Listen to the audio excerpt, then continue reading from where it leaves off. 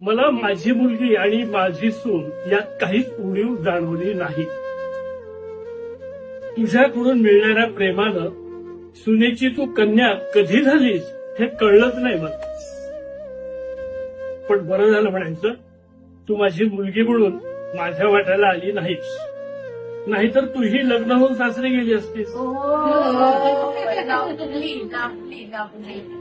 आता तू सून असल्यामुळे मी घरात जितके वर्ष असेल तोपर्यंत मी तुझ्याच सान्निध्यात आणि तू माझ्या जवळ सदैव राहणार आहे.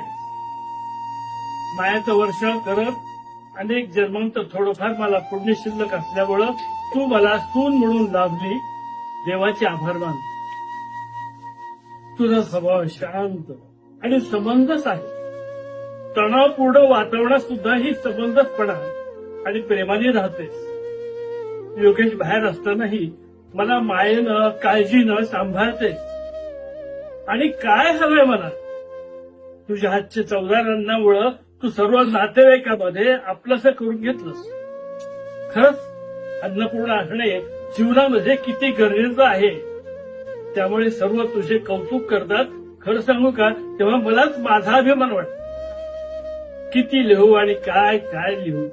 मी धन्य झाले अंजू.